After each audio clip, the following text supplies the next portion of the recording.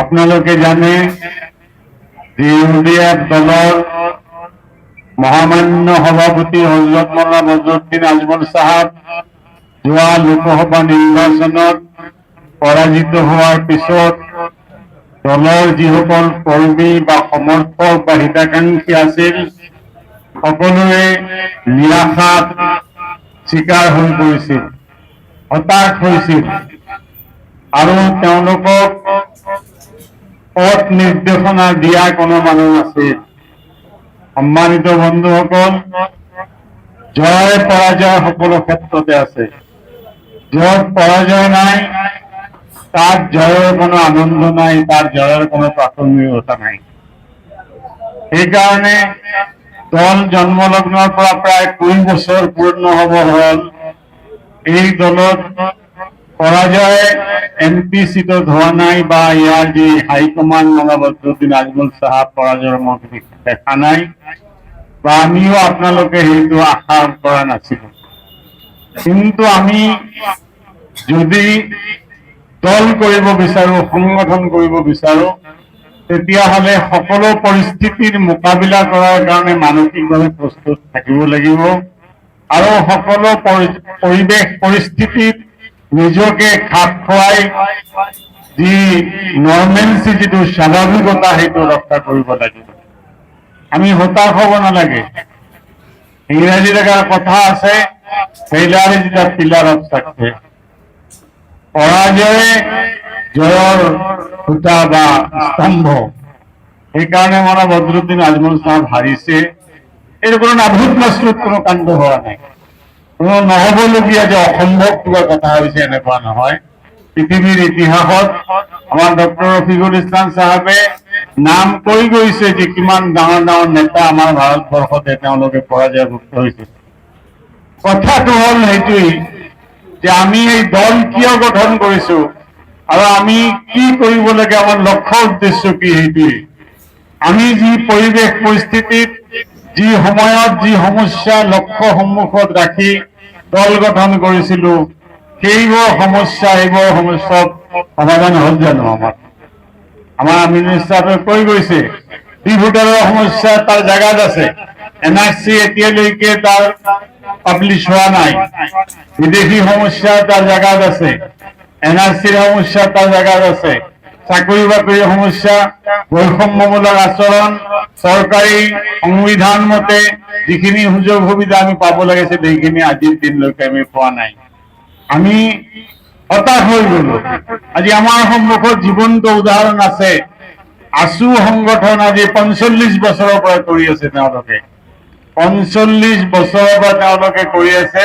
অসম চুক্তিৰ মাধ্যমত তেওঁলোকে বহুত সুযোগ সুবিধা লাভ কৰিছে। কিছু অলপ বাকী আছে, নতুনকৈ কিছুমান চৰ্ত আৰোপ কৰিছে আৰু তেওঁলোকে যিখিনি পাইছে তাতকৈ অধিক পোৱাৰ কাৰণে আজিৰ দিনতো তেওঁলোকে সংগঠিত হৈ তাৰ বাদ সময়োপযোগী বাদ প্ৰতিবাদ তেওঁলোকে কৰি আছে। আজি তেওঁলোকৰ 855 জন তেওঁলোকৰ হিচাপ মতে, চৰকাৰী হিচাপ মতে শ্বহীদ হৈছে। আমি কি কুৰবানী দিছো? আমাৰ মূৰৰ পৰা ভৰিলৈকে সমস্যা আৰু সমস্যাৰ মাজতে, প্ৰব্লেমৰ মাজতে আমি বুৰ গৈ আছো। আমি কি কুৰবানী দিছো? আমি দল কৰিছো অধিকাংশ মানুহ।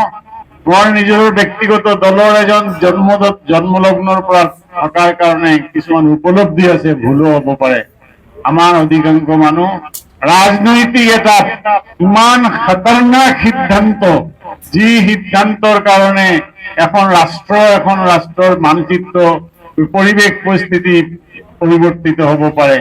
এটা ভোটৰ কাৰণে এজন মানুহ মুখ্যমন্ত্ৰী হ'ব পাৰে, প্ৰধানমন্ত্ৰী হ'ব পাৰে, তাৰপিছত ৰাজ্যৰ ৰাষ্ট্ৰপতিলৈকে হ'ব পাৰে। এটা ভোটৰ কাৰণে এজন হাৰিবও পাৰে। আপোনালোকে জানে অটল বিহাৰী বাজপেয়ীৰ নিচিনা এজন ব্যক্তি, এজন নেতা, এটা ভোটৰ কাৰণে প্ৰাইম মিনিষ্টাৰশ্বিপৰ পৰা তেওঁ বাদ দিবলগীয়া হৈছিল তেওঁ। আৰু সেই ভোটটো আছিল আমাৰ গোলাম ওসমানী সাহেবে, তেওঁ দিয়া নাছিল। সেইকাৰণে আজি আমি আমাৰ যি সমস্যা বুলি আছে, এই সমস্যা বুলি সমাধান কৰাৰ কাৰণে যি দল গঠন কৰা হৈছে, এই দলৰ কাৰণে আমি কি কুৰবানী দিম? আমাৰ ৰাজনৈতিক মুনাফা নগদ লাগে। আগত আছিল ঢেঁকীকল, এটা ঢেঁকীকল, এতিয়া নহয় টিউবৱেল লাগে, এটা মানে অৰুণোদয় লাগে এতিয়া। তাৰপিছত কিবা সৰু মামুলি সাধাৰণ কিছুমান স্বাৰ্থ লৈ পেলাই আমি দল কৰো, আৰু সাধাৰণ স্বাৰ্থ ব্যাহত হলে আমি দল পৰিহাৰ কৰো, গালাগালি কৰো। কুৰবানী কৰা, আত্মত্যাগ বা আত্মবলিদান দিয়া যিটো আমাৰ যি মন মানসিকতা, সেইটো তৈয়াৰ হব লাগিব। আজি ইউডিএফ দল 101টা আমাৰ মাইনৰিটি সংখ্যালঘু সম্প্ৰদায়ৰ সমস্যাৰ কোনো অল্টাৰনেটিভ বিকল্প কোনো ৰাস্তা নোপোৱাৰ কাৰণে এই দলটো গঠন কৰা হৈছে। কোনো ৰাজনৈতিক দলে, আমি দেশ স্বাধীন হোৱাৰ পিছৰ পৰা কংগ্ৰেছ কৰিছিলো, আমাৰ বাবা দাদা ককাহঁতে কংগ্ৰেছ কৰিছে, কৰি এতিয়াও আমি অধিকাংশ মুছলিম মানুহ কংগ্ৰেছে কৰো।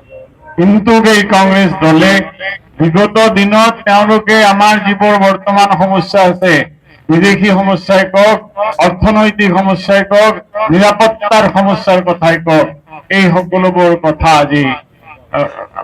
আজি আমি তাৰ নিৰাময় বা সমাধানৰ কাৰণে আমি এই দল কৰিছো। আজি দলৰ 20 বছৰ পূৰ্ণ হবলগীয়া হৈছে, কিন্তু দলৰ যিখিনি শক্তি সামৰ্থ্য আমি যিখিনি আছিল, সেইখিনি আমি ধৰি ৰাখিব পৰা নাই। কিন্তু আমি নিৰাশ হোৱা নাই, মমতা বেনাৰ্জী 35 বছৰ বিৰোধী ৰাজনীতি কৰি তাই সম্প্ৰতি মুখ্যমন্ত্ৰী হৈছে পশ্চিমবংগৰ নিচিনা এখন স্পৰ্শকাতৰ ৰাজ্যত। সেইকাৰণে আমিও মনোবল কৰিব লাগিব, আৰু আমি শক্তিশালী ৰূপে আমি অৱতীৰ্ণ হব লাগিব। আজি আমাৰ এই দলৰ দল গঠন কৰা হৈছে, আপোনালোকে জানে, প্ৰায় 20 বছৰ হবৰ হ'ল।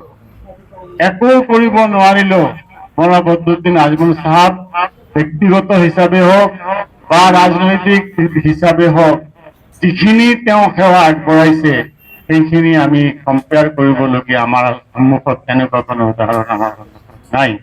সেইকাৰণে আপোনালোকৰ ওচৰত অনুৰোধ থাকিল, যাতে আমি অহা দিনত মজবুতিৰ সৈতে সাংগঠনিক দিশটো আমি শক্তিশালী কৰিব পাৰো, আৰু আমাৰ দল যাতে অহা দিনত আমাৰ সাংবিধানিক অধিকাৰবিলাক সাব্যস্ত কৰাৰ ক্ষেত্ৰত আমি যাতে সাংবিধানিকভাৱে, ৰাজনৈতিকভাৱে শক্তিশালী ৰূপে অৱতীৰ্ণ হব পাৰো, এই আহ্বান থাকিল আপোনালোকৰ সন্মুখত।